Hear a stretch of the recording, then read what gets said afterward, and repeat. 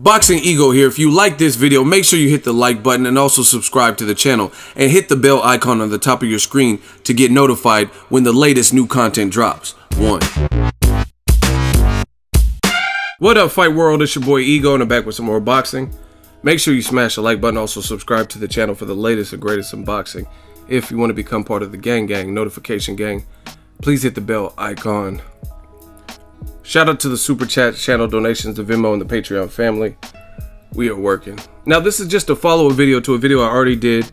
I did it the day it was announced. The WBA basically had their finger on the trigger, and they said that Luis Ortiz, King Kong Ortiz, was going to be stripped if he did not submit the proper information by October 20th, that he was going to open the B sample because he failed a VADA test, tested positive for 2 banned substances, 2 banned diuretics on the ban list, and he was supposed to submit to them that he was opening his B sample, which if the test came out different than the first, would clear his name, prove his innocence, and as a result, then they wouldn't drop him from the rankings.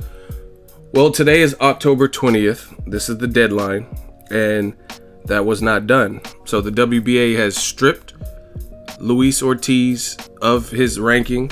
He was the mandatory to Anthony Joshua, and he's also been suspended probably 6 months. So I seen this coming. I told you in the first video. I'll link in the description in case you want to hear it, but I seen this coming a mile away.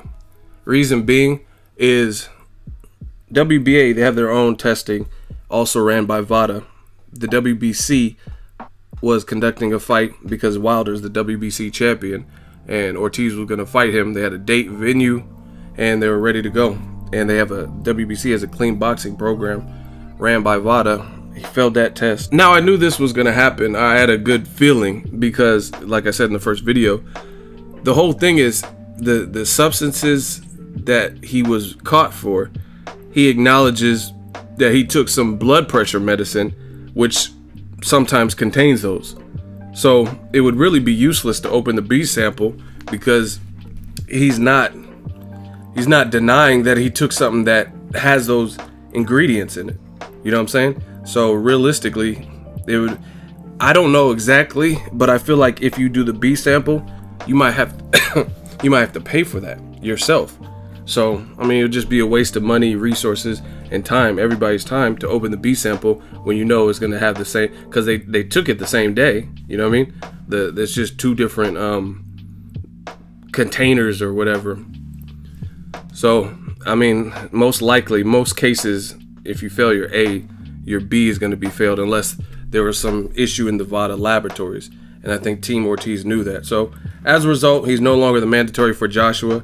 And I told you, this was a big snowball effect, and now, like I said in that initial video, he literally lost 2 opportunities. He was supposed to fight Deontay Wilder, who was a champion. If you beat him, that definitely ensures you another paycheck because he's an undefeated champion, and you'll be a champion. So this is like the worst possible case scenario. You have Luis Ortiz. I think he's about 38 years old, maybe a little bit older.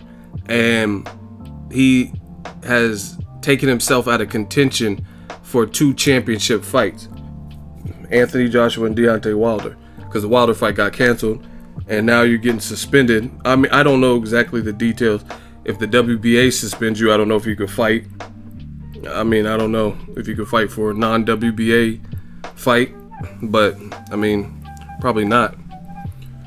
And he's not getting any younger, and it amazes me at this point that people are, 1, still blaming Deontay Wilder, and 2, coming up with all these conspiracy theories about, oh yeah, the powers that be are just trying to make Wilder versus Joshua, and they don't want Luis Ortiz to get in the way.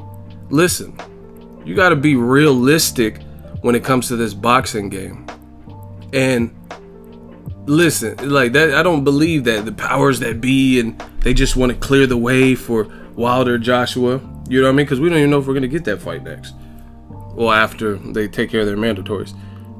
And the reason that sounds asinine is the reason this has all happened stems from an error made with Team Ortiz. Team Ortiz, it was their job. If you've been boxing your whole life, like Luis Ortiz, you've been a pro for X amount of years, you go through the process, right?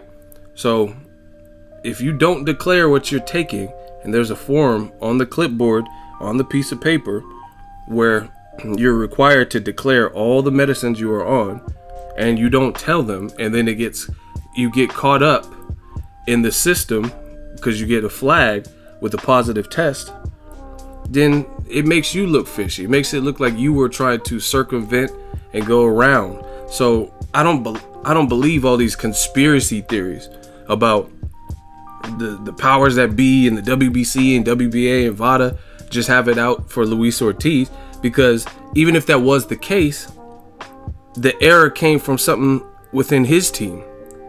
He's taking a medicine which you probably have to take daily if it's to get your blood pressure down, because that's pretty severe, especially if you have hypertension, and they didn't list it. Then that's the only reason he didn't get the Wilder fight, because of this positive test. That's the reason he's getting dropped from the WBA's ranking, because of this positive test. So I don't understand how people are even remotely trying to blame other people other than Team Ortiz, because even if, let's say they wanted to make Wilder Joshua, right? You were in the position, and you worked yourself in a position where both guys were supposed to have to go through you first, right? And the only reason that is now fucked up is because of something your team did, and something your team failed to declare. You know what I mean? And it's bad. This is a bad situation, because Luis Ortiz and team were even threatening to sue Anthony Joshua.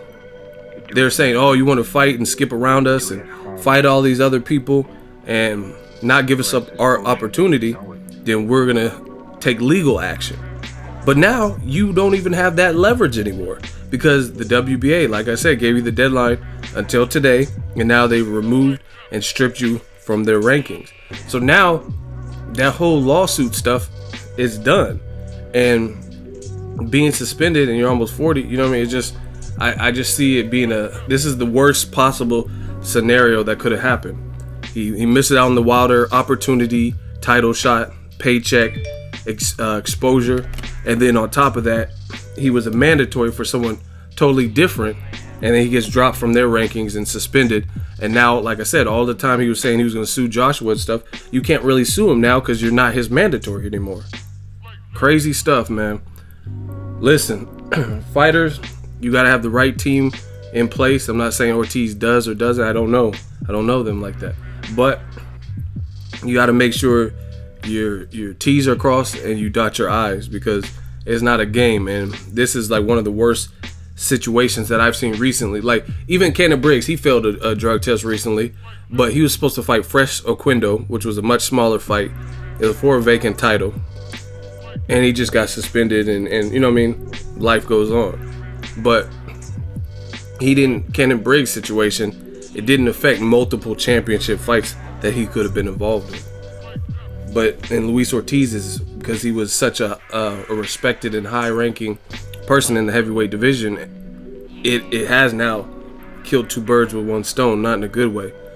Let me know your thoughts. Drop it in the comment section. Make sure you smash the like button. As always, hate, comment, and subscribe. Till next video, it's Ego signing off. So if you enjoyed this video and want more content like this on the channel, you can show your appreciation by going to the PayPal donate button or the YouTube support button, and you can donate any amount that you feel is equivalent to the value of this video. Much more to come. Thank you guys for your support. Boxingego, the future of boxing.